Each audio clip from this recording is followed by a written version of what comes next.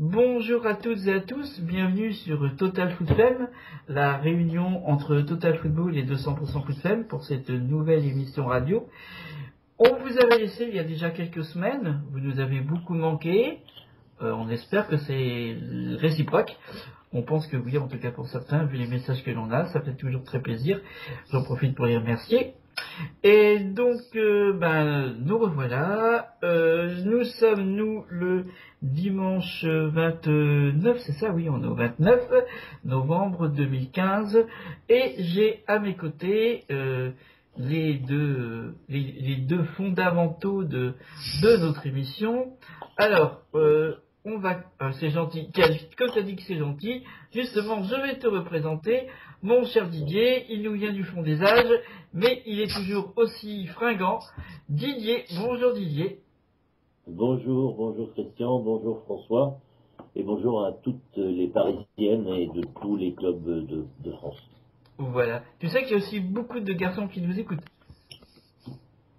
C'est pas grave. Et c'est des mecs, je m'en fous. Moi, tant qu'ils ne regarderont pas la technique des filles, je m'en fous. Ah oui, mais regarde la technique des filles s'ils nous écoutent. Vu que Ils regardent pas leur petit minois, j'en ai rien à tirer. Oui, mais là, ils écoutent, donc c'est que ça les intéresse. Alors, j'espère que c'est vraiment des vrais, là. Mais s'ils viennent juste regarder leur petite gueule aux filles, aucun intérêt qu'ils regardent leurs pieds, c'est beaucoup mieux. Bien sûr. Pas les leurs, hein, les pieds des joueuses. Hein. Non, leurs pieds sont aucun intérêt. Bien sûr. Mais déjà, qui suit notre émission a déjà un gros appétit de foot féminin, de vrai foot féminin, parce que, voilà, nos émissions sont... C'est vrai qu'il n'y a pas de photo. Voilà. Il n'y a pas de photos, il n'y a pas de vidéos de joueuses, et puis elles durent pas 5 minutes, nos émissions. Donc, Non, c'est un gros bavard. Voilà. La preuve, on vient déjà de faire 3 minutes sur la présentation de toi. Et enfin, notre François, il nous arrive du fond de la Bretagne. Là, du fond des âges, du fond de la Bretagne. Donc voilà, et c'est François. Voilà, bonjour François. Bonjour Christian, bonjour Didier, bonjour à tous. Voilà. Ça c'est... Ouh. Alors, aujourd'hui, notre programme que l'on va essayer de faire dans des temps corrects et admissibles pour vos emplois du temps à toutes et à tous, même si vous pouvez couper quand vous voulez. L'avantage par rapport à nous qui devons faire tout in extenso. C'est donc aujourd'hui, on va parler bien sûr de l'AD1, on va parler de la semaine qui vient au niveau de l'AD1. Aujourd'hui, on va parler essentiellement de ce qui vient. Donc, de l'AD1, de l'AD2, des U19, de l'équipe de France, et nous parlerons aussi du coup de gueule de Gérard Prêcheur. Nous reviendrons dessus quant à ses joueuses, voilà, et particulièrement sa gardienne chinoise. Mais ça, ce sera pour un peu plus tard. Alors, on va commencer tout simplement, je dirais, avec l'actualité la plus proche dans le temps, même si, voilà, elle vient d'être passée, enfin, elle est en cours, à savoir l'équipe de France. Donc, on va commencer avec François pour cet exercice. Donc, l'équipe de France qui là est en match de qualification. Les deux matchs sont 2 matchs de qualification. Il n'y a pas de match fiscal, juste... Voilà. Donc, du coup, je te laisse la parole sur nos bleus. Eh ben alors, il y en a qui ont dû regarder le match vendredi, à 21h, c'est une heure de, normalement une soirée, on va dire, de football, pour ceux qui adorent, sur T17 évidemment, commenté évidemment par un énormissime Alexandre Benperrier. Le déplacement donc de l'équipe de France en Albanie, arrivé la veille sous escorte policière, vous doutez pourquoi. Maintenant, obligation, on va dire, pour toutes les équipes de France, quel que soit le sport, c'est sécurité maximale. Donc on a pu voir des photos, enfin même des vidéos sur les réseaux sociaux de certaines choses qui ont posté des vidéos avec des escortes policières, ça s'en sont amusés, c'est génial les réseaux sociaux, on filme tout. Voilà, on prend des photos, on filme tout. Arrivé donc en Albanie, Tom Mossad, Frey, entraînement, on va dire, sur un terrain arrivé catastrophique. On l'a vu encore vendredi soir. Donc voilà, contre l'Allemagne, sur un stade où il y a eu très peu de monde. Voilà. Donc évidemment, une tribune assez vide encore une fois. On me dit qu'en Allemagne, je pense pas qu'ils s'intéressent vraiment au foot féminin, enfin bon bref. Ouais, bah c'est sûr que c'est pas encore très avancé dans les mentalités sur le... Voilà. Voilà.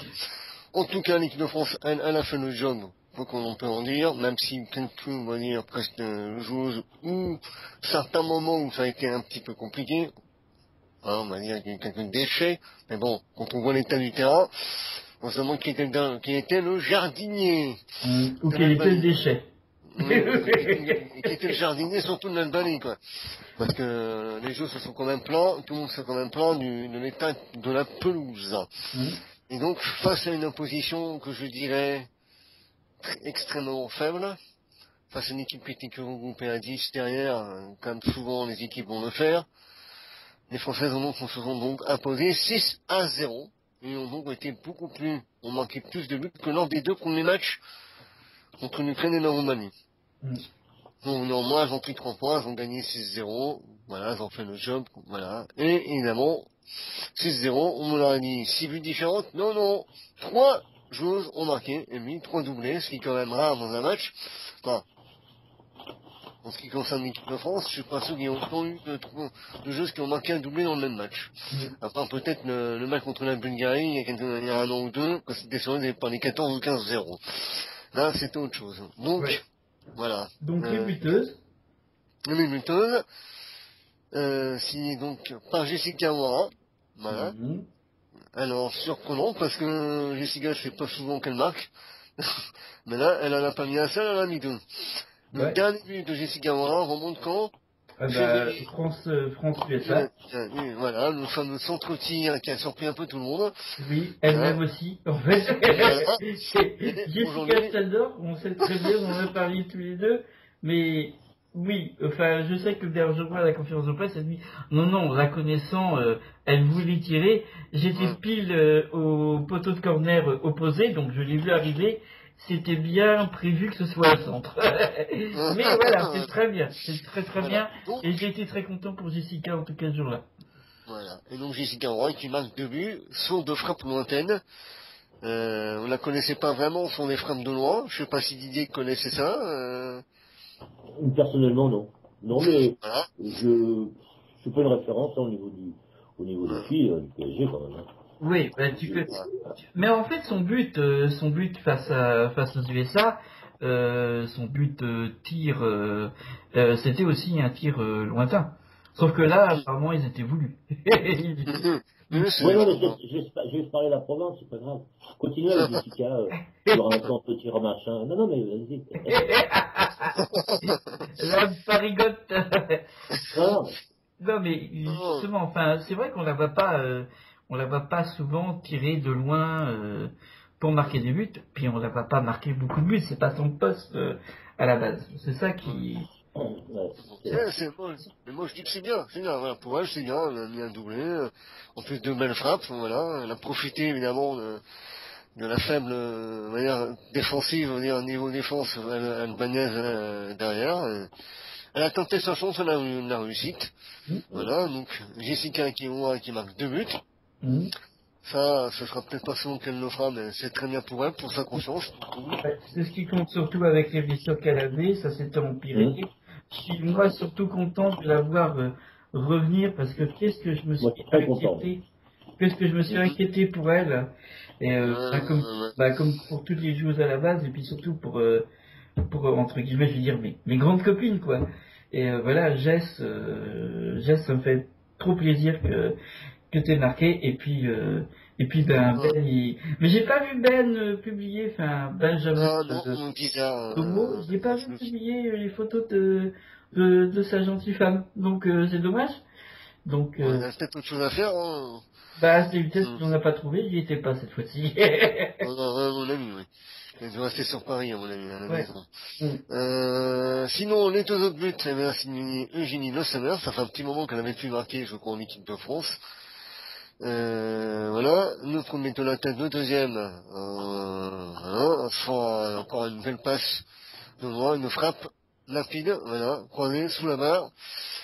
Et les 2 autres buts, Voilà. Après l'entrée, je mets un doublé, signé Clarisse Le Billon. Elle porte le numéro 17, Tata d'une certaine Gaëtane Tinet. Si on se demande si on la reverra un jour en équipe de France. Voilà, une doublée, elle rentre, elle marque 2 buts, donc voilà, 3 doublés, donc voilà, Jessica Morantomo, Eugénie Le Sommer et Clarisse Le Billon, les 3 buteuses du ce match. Alors moi je vais féliciter, je vais pas faire dire, ouais, il y a des choses qui ont été en dessous, vu l'état du terrain et vu la faible position, on va pas dire. Moi j'ai trouvé une très belle prestation de leur boulot, qui nous a quand même fait 2 passes d'ess. Ouais. Voilà. Ouais. Tout beau Elle centre. aussi, elle aussi nous a offert un doublé en passe def, ce qui est Voilà. une passe décisive en fait, quoi. Décisive pour Non. Ouais. Elle est montée, voilà, évidemment. Après, bon, les joueuses ont fait on va dire, voilà, elles auraient pu marquer d'autres buts sans un peu de déchets devant. Malheureusement, je vais dire quand même un peu une critique. Oui, je pense que une joueuse comme Elodie Thomas, je m'attendais à beaucoup mieux. Surtout face à une équipe défensive. Elle a eu trop de déchets, des pertes de balles, des mauvais choix, sur ce que j'ai vu, des mauvais choix au niveau des passes, au niveau centre. Des fois, elle se gêne avec ses coéquipières. On est dans l'axe, elle veut trop en faire, à mon avis, qu'on rentre dans la surface. Elle oublie les autres. Voilà. Ouais. Ça, malheureusement, oui. C'est souvent le cas avec elle, malheureusement. Mais c'est vrai que Elodie, moi j'aime beaucoup Elodie, hein, on s'entend bien et tout, elle est très gentille. Et c'est pour ça que c'est vrai que je suis triste presque de voir que ces temps-ci c'est pas trop ça, quoi. Je trouve que ça manque à nouveau de finition, en fait. Il y a toujours bien sûr la vitesse, mais là, elle n'est pas dans sa meilleure période de jeu. Donc, voilà, c'est... Ouais. Pourtant, elle vient de prolonger avec nous. Moi, je pensais qu'elle aurait été plus motivée, mais bon, il faut dire l'état du terrain aussi en Allemagne n'est pas exécrable, mais pour une joueuse qui a une qualité vitesse supérieure aux autres, quand on a des modes de terre partout, la balle ne colle plus dans les pieds. Hein. Ouais, mais c'est pour ça que moi j'ai toujours dit que si j'étais entraîneur, et d'une grosse équipe, je ferais toujours jouer mes équipes sur des terrains pourris au moins une fois par semaine. Pour les habituer. Il n'a pas tort, absolument, pour les habituer. Bien sûr, parce qu'elles sont habituées après à que des super pelouses, et quand tu les mets sur des pelouses, comment puisse voilà, bon, on va dire à l'heure actuelle, c'est l'une des rares armes qui restent dans le foot féminin à des clubs qui n'ont pas le niveau de ces grosses équipes. Hein. Donc, en même temps, tant mieux, ça sert. Mais c'est vrai que, entre autres, c'est l'immense valise que s'est ramassé Guingamp au début du championnat face à Lyon est venue aussi en partie du fait qu'il se soit joué au Roudourou. Sur pelouse impeccable, sur lesquelles les Lyonnais sont super habitués à jouer, super à l'aise, et du coup tu leur laisses des boulevards, tu leur laisses un terrain, valait mieux jouer à Fred Aubert, qui est un terrain propre, enfin, des fois la pelouse est quand même très mauvaise, parce que les garçons, la veille, quand ils jouent, se privent pas on a l'impression qu'ils en font carrément exprès de piétiner encore plus. Je viens de demander, des fois. Oui, et surtout en plus, le problème c'est que ce n'est pas remis en état après. Ce n'est pas remis en état puisque c'est un stade. Disons que en fait c'est un problème administratif. Le stade Fred Aubert appartient à la municipalité de Saint-Brieuc et il n'y a pas d'employé municipal qui travaille le dimanche soir très tard ou le dimanche matin. Je veux dire, il travaille la semaine. Bah oui, il travaille la semaine, mais le dimanche on ne les fait pas travailler. C'est méchant. Non, c'est très méchant, excusez-moi. Oui. Non, mais par contre, pour revenir à ce que tu disais tout à l'heure, je te rejoins totalement.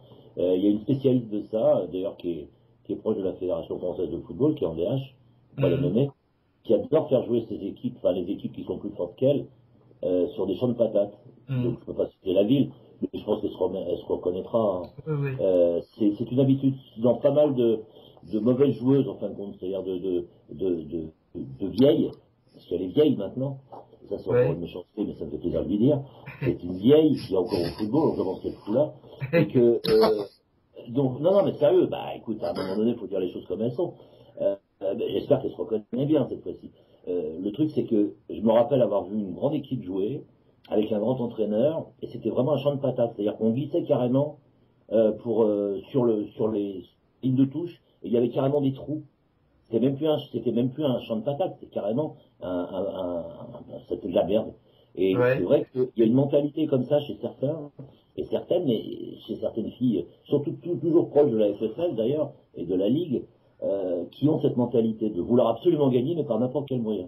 Oui, alors que déjà, C'est lamentable. mettre ton équipe adverse sur un terrain plus petit, c'est bon, c'est déjà, je dirais, de bonne guerre, et pourquoi pas, après tout, mais au moins, il y a au moins une possibilité de jouer correctement, et d'éviter les accidents surtout. Absolument.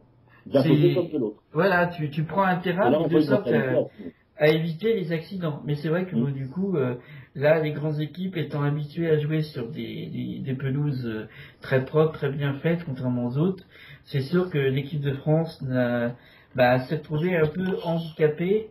Et, euh, et bon, c'est un peu comme ça. Mais après tout, il est arrivé que le Stade Charletti soit dans un état lamentable pour des Absolument. matchs du PSG et y compris du PSG Lyon. De l'année dernière en Ligue des Championnes au match aller en novembre de l'année dernière justement quand PSG avait reçu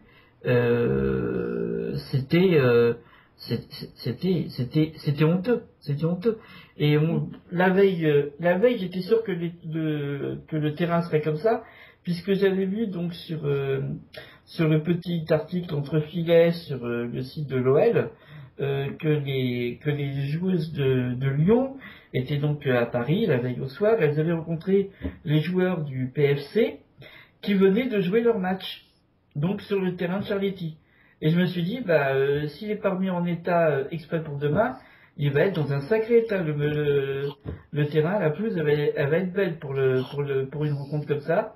Et ça n'a pas manqué, ça n'a pas été remis en état. Donc là, par contre, on peut dire que c'est du foutage de gueule. Hein, parce que là, ils ont des employés, c'est un truc privé. Hein, donc ils pouvaient parfaitement le faire. Et Excuse-moi, je te coupe là, mais c'est d'autant plus du foutage de gueule, c'est quand on ne veut pas faire jouer les filles au Parc des Princes. Ça va dans un sens comme dans l'autre, on est bien d'accord. écoute, j'essaierai Ça veut dire que les Ouais. terrains peuvent être explosés, je parle vite fait de Paris, les Ouais. terrains peuvent être explosés par les mecs, derrière les filles elles peuvent prendre, mais si Ouais. le terrain a été joué par les mecs, les filles derrière elles peuvent pas le prendre, elles vont le déglinguer. Bien sûr, c'est Oui, évident. non, c'est la logique. Voilà. Mais bon, dans ces cas-là, je me lance un nouveau défi. Tu me donnes cette idée de défi d'essayer d'interviewer le président du PSG, le patron du PSG, carrément, de pourquoi est-ce que les filles ne jouent pas plus au Parc des Princes et qu'on m'en donne des raisons. J'irai à C'est la valable, fête. surtout. Hein? Valable, surtout. Oui, des raisons valables, bien sûr. Mais quelle que soit leur raison, j'écouterai leur raison. Je vais me mettre en chasse. Donc souhaitez-moi bonne chance, je sais pas, brûler des cierges, brûler des encens, faites tourner des cloches, je sais pas, tournez-vous vers moi aussi. J'allais Donc, sortir une connerie, mais je l'ai pas sorti. oui, hein, Qui s'est retenu, c'est dit, oh là, ça y est, il est foutu. voilà, ouais, c'est pas la peine. Hein. Non, Donc, en tout cas, cette équipe de France, elle a gagné, c'est bien, ça a été la soirée des doublés, 3 doublés pour les buts, qui vont satisfaire, on va dire, un peu tout le monde ici, avec, et puis, en plus, le doublé alors, j'allais dire Boulette, mais je sais que Didier n'aime pas qu'on dise Boulette. Alors, de leur boulot, du coup. On va pas lui rappeler quand elle était plus jeune, c'est pour ça. Oui, C'était facile à l'appeler Boulette, elle était un peu en forme, mais elle est belle maintenant, elle est en forme comme il faut. Elle est musclée, c'est une super athlète. Elle était bien quand elle était plus jeune. Elle était un petit peu en forme quand même. Mais pas beaucoup, mais elle était un petit peu en forme. Maintenant, c'est une question de goût. Oui, non, mais pour te dire, c'est pour ça qu'on l'appelait Boulette. En tout cas, Clarisse Le Bihan qui marche, est-ce que ça va aider Guingamp? On en parlera un petit peu plus tard à nouveau. Ça serait bien, parce que là, ouais, quand même. Hein? Mais bon, c'est vrai. On compatit. Clarisse qui est en train de grandir, là, comme ça, d'un seul coup. Je m'attendais pas à ce qu'elle arrive aussi vite en A et à marquer et à devenir dans les joueuses appelées, on peut dire maintenant à chaque fois, ces derniers temps. Ouais, je pensais que d'autres seraient appelés avant elle. Bon, il faut dire aussi qu'elle a fait des universiades en Corée qui étaient bien, hein, c'était un bon coup. Hein. Elle fait partie de cette équipe championne des universiades, hein. Donc médaille d'or. Médaille d'or. Oui, médaille d'or. Pour la réveiller pour les Jeux Olympiques, mesdames. Oui, les grandes, hein, les A. Hein, les grandes, là, hein, on parle, on fait des belles photos et tout. On va peut-être un peu jouer au foot. Voilà. Alors, si on parle un petit peu, on se projette un peu dans l'avenir, proche bien sûr, qui est le match face à la Grèce. Elles sont déjà parties en Grèce, donc parle-nous un petit peu. Tu as quelques trucs sur intéressants, un petit peu intéressants quand même, sur leur déplacement ou juste des anecdotes selfiesques Voilà, effectivement, juste le lendemain du match, c'est-à-dire samedi, hein, elles sont parties dès le matin, elles ont quitté l'Allemagne pour aller directement en Grèce, donc elles n'ont pas fait l'aller-retour Paris, voilà, elles sont parties directement en Grèce, elles sont arrivées dans la matinée hier en Grèce, et évidemment, des selfies, évidemment, on a le superbe hôtel, magnifique, gros soleil, ciel bleu, que tous les joueurs ont mis sur mon compte Instagram, Laura Georges, Amandine Henry, etc. Regardez-moi ce temps magnifique en Grèce, on sait pas quelle température il faisait, mais en tout cas, on se doutait qu'il faisait beau. Voilà, en tout cas, elles sont donc arrivées hier, et elles ont dû s'entraîner aujourd'hui, en Grèce, un match qu'elles vont jouer après-demain à 18h45, ce sera aussi sur D17 pour ceux qui veulent le regarder. Ouais. Voilà. C'est un peu injuste quand même pour l'Albanie d'être aussi peu prise en photo par les joueuses, qui Albanie est un pays sauvage un peu dans sa nature, mais un beau pays. J'ai eu le plaisir, bon, c'était il y a quelques années, enfin, c'est quand même loin d'être un pays très moche, un pays qui a beaucoup avancé depuis qu'il s'est libéré de sa dictature il y a très longtemps, et c'est quand même dommage quoi, qu'en gros c'est que c'est la Grèce, donc on part tout de suite de l'Albanie, on s'en débarrasse, on va tout de suite en Grèce, on va migrer en Grèce en fait, un peu comme les autres qui vont dans le sens. Elles d'ailleurs vont se retrouver quelque part marquées sur un terrain de foot, remarque, dans quelques jours. Mais voilà, on a eu du selfie, mais on n'a pas eu, et c'est ça que je regrette justement. C'est le cas à chaque fois. On n'a pas, je parle pas des joueuses elles-mêmes. Après tout, elles vivent leur vie, leur plaisir de voir un endroit, c'est tout à fait normal. Mais ce que plus que regrette, ce qui quelque part me sort un petit peu de moi quand ça commence à faire un peu trop de publications, c'est toutes ces personnes qui les réseaux sociaux, Facebook, Twitter, Instagram, rediffusent tout le temps des trucs qui n'ont aucun intérêt footballistique. C'est une joueuse fait un selfie, t'as 40 groupes et pages qui, ça y est, la reprennent de l'une, de l'autre, de ceci, de cela. Je te la fous sur Facebook, je crée une page exprès pour la joueuse ou exprès pour l'équipe de France, et je la mets, ça n'a aucun intérêt, mais juste je te la montre, voilà. C'est un selfie, c'est juste un autoportrait fait avec un téléphone portable. Voilà, c'est... Enfin, quel est l'intérêt footballistique? Et le pire, c'est que c'est ça qui fait le plus de vues et le plus de j'aime et le plus de retweets. À se demander pourquoi il y a des gens qui suivent le foot féminin et qui se mettent dans des groupes et qui passent du temps en fait à pas grand chose en fait. Donc on va plutôt revenir justement au côté footballistique de Grèce-France. Alors la Grèce c'est pas vraiment un adversaire plus compliqué que l'Albanie. Hein, c'est pas. Ça va être autant pareil à mon avis. Ouais. Ça va être défensif, ça va jouer le contre, enfin essayer de jouer le contre. Mais je m'attends pas à mieux que de l'Albanie. Peut-être techniquement, mais bon. Alors, est-ce que ça peut compenser cette petite différence technique qui est encore à voir du côté de l'Albanie, car j'ai pas vu jouer du côté de la Grèce, parce que j'ai pas vu jouer la Grèce depuis très longtemps personnellement, donc je ne sais pas son niveau actuel en tant que jeu. Le niveau classement, on peut le savoir, il y a juste à regarder, mais ça donne pas une idée de la qualité du jeu actuel. Et puis même les matchs, les confrontations avec les autres équipes du groupe ne donnent pas grand-chose non plus.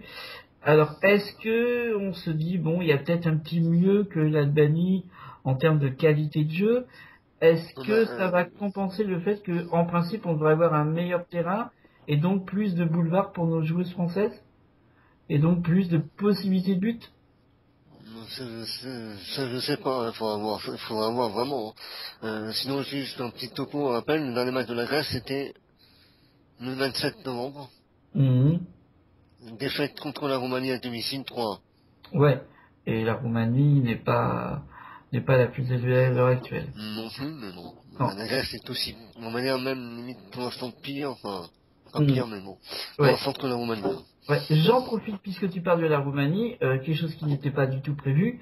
Il y a de cela 1 heure et demie à peu près par rapport au moment où nous faisons cette émission, donc vers 14h, 14h10, je suis tombé sur une vidéo que vous allez retrouver sur en article dans 200% Foot Femme. On va vous la remettre avec un petit topo d'un but d'une Roumaine qui vaut tous les buts de Messi, de Neymar, de tout ce que vous voulez, et qui fait tout le terrain de sa zone de défense jusqu'à aller marquer le but. Elle les passe toutes, elle est dans le contrôle, voilà. Donc, comme quoi, même si l'équipe nationale n'est pas encore d'un gros niveau, cette joueuse-là, elle m'a épaté, et rien que ça, des fois, ça fait que ça mériterait d'avoir un peu plus de spectateurs, les matchs entre pays plus petits, disons, mais après tout, si on s'était occupé que du niveau des pays, en foot masculin, jamais personne n'aurait regardé Georges Weah jouer avec son pays. Parce que le Libéria, c'était pas... Voilà. Donc, et pourtant, Weah était là, quoi. Donc, à l'époque, il a été quand même un très très grand, si ce n'est le plus grand pendant un certain temps. Donc c'est vrai que on me dire qu'il faudrait peut-être que les gens pensent à, faudrait déjà avoir les liens, c'est ça le problème. Prenez du temps à regarder un petit peu les autres matchs qui ont lieu. J'aurais presque envie de dire, alors là on va me lapider, mais moi je suis avant tout dans la promotion du foot et non pas d'un drapeau. J'ai presque tendance à dire, des fois, plutôt que de regarder un France-Albanie, regardez un match de la Roumanie face à notre pays ou entre deux autres nations qui vont donner un match plus équilibré, plus intéressant que un score qui, même si on dit que le foot n'est pas une science exacte, France-Albanie, on s'attend pas à une défaite de la France. Et le jour où ça arrivera, alors là, je crois que on pourra mettre toutes nos bannières de football, les de club et tout ça en berne, et on pourra décréter deuil national de football, je crois. Donc, des fois, il est peut-être plus intéressant de choisir un match qui nous concerne pas directement par rapport au drapeau, ou même au drapeau du club, mais qui a plus d'intérêt. Je sais que personnellement, c'est pour ça que j'ai été faire Bayern Munich-Francfort en Coupe d'Allemagne, plutôt que d'aller faire des matchs de D1. Il y en avait des intéressants, mais bon voilà, c'est là où il fallait être lorsque j'avais été là-bas. Et je vous invite à ça, et j'essaye de vous amener vers ça. Aimer le football avant d'aimer juste le drapeau, c'est le football qui compte. Alors, bon, je pense que pour l'instant on peut pas dire grand chose de plus sur cette équipe de France. On sait que c'est une grande inconnue par rapport à la Grèce. On peut peut-être juste parler du groupe à l'heure actuelle, le score, le classement. Groupe de la France. Ouais. Groupe de France,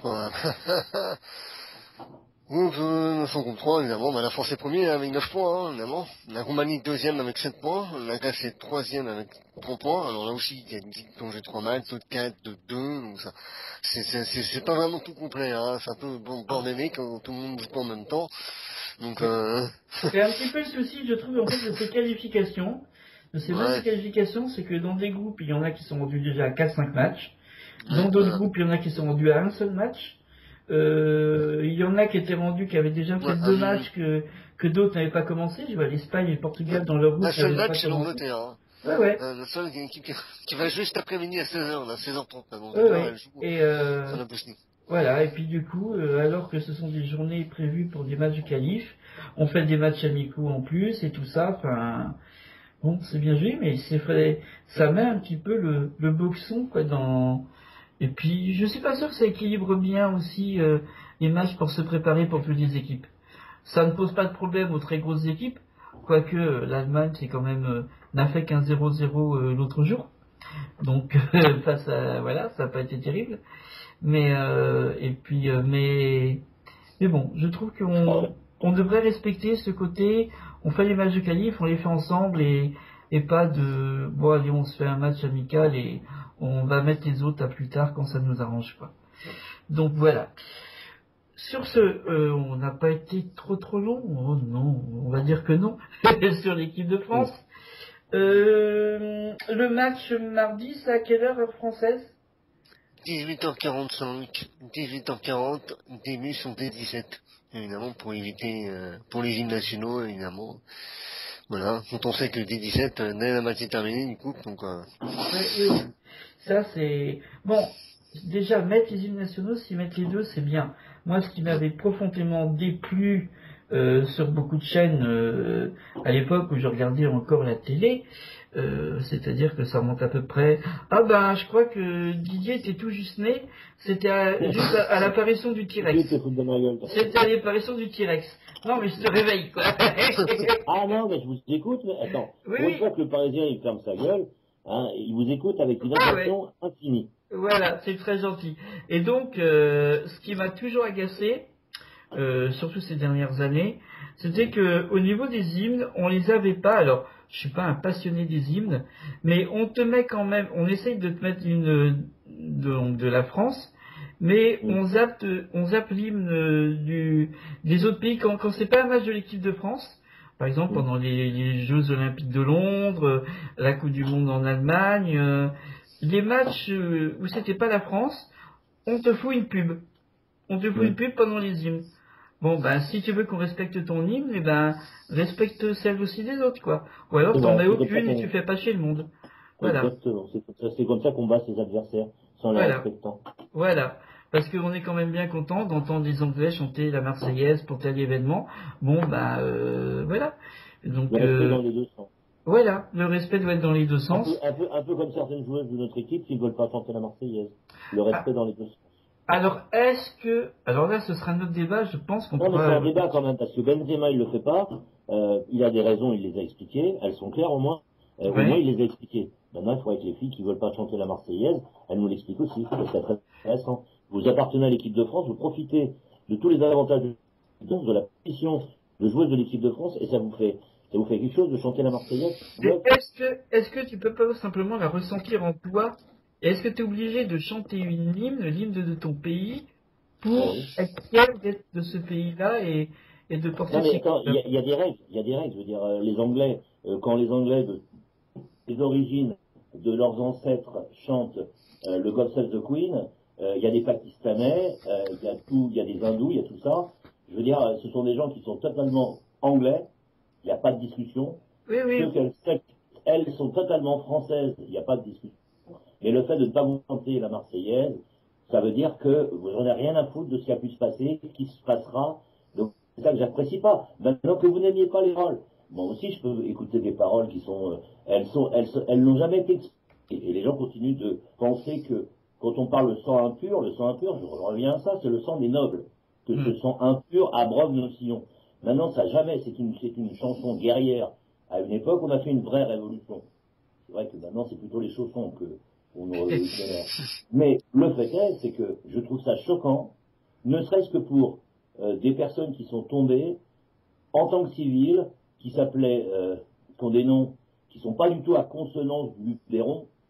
C'est choquant pour eux en tout cas. Je sais pas si vous comprenez ce que je veux dire. Oui, bien sûr. Comment je veux le dire? Alors, c'est pas Dupont-Duran qui est tombé. Il y a des gens qui ont des prénoms et des noms de leurs ancêtres.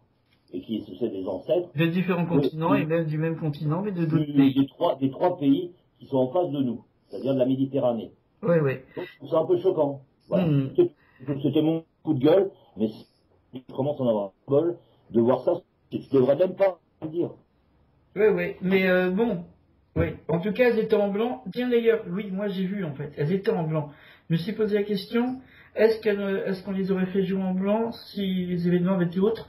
Est-ce que c'est pas pour mieux ressentir leur brassard ou pas? Ou est-ce que les voir tout en blanc, ça m'a fait bizarre.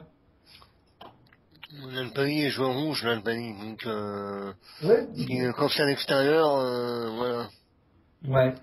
Mais en fait, oui, c'est d'y voir tout en blanc. C'est bon. J'arrive toujours pas à m'y faire aux chaussettes à moitié marine là. Ah oui. Mais bon, on va. Enfin, là, c'est les chaussettes. Avant, c'était les maillots carrément qui étaient marines. Qui étaient marines avec un... Oui, mais Non. chez les filles, ça va. Par contre, chez les garçons, oui, ça n'allait pas. Puis les rayures, ça ne va pas à tout le monde. Mais bon, on va éviter de parler chiffon. Ce n'est pas la semaine de la mode. C'est en fait le football. Alors, on a parlé de l'équipe de France. On va la laisser reposer de son côté. On va là surtout pas se reposer. Se préparer pour le match. Se préparer, bien sûr. Voilà, en espérant que, oui, elle se prépare. Mais il y a beaucoup de changements en fait à l'heure actuelle dans l'équipe. Donc, alors là, je m'apprêtais à passer la parole à notre cher Didier, et il s'avère que nous avons un souci technique et qu'il a disparu de la ligne. Donc, Oui. donc du coup, je pense qu'on va peut-être passer à la D1, donc on va rester avec toi en attendant de récupérer Didier, puisque j'avais prévu de passer à un autre sujet pour alterner. Donc, écoute, repartons. Vous nous excuserez, chères auditrices et chers auditeurs. On voulait vous faire changer de support, à moins qu'il soit revenu. Je sais pas si on l'a à nouveau. Alors, je vais voir si nous le récupérons. Mais sinon... Sinon, je pourrais faire... Voilà, voilà, il est revenu. Voilà, j'ai ma feuille qui m'ennuie. Oui. Je ne sais pas ce qui se passe. Voilà.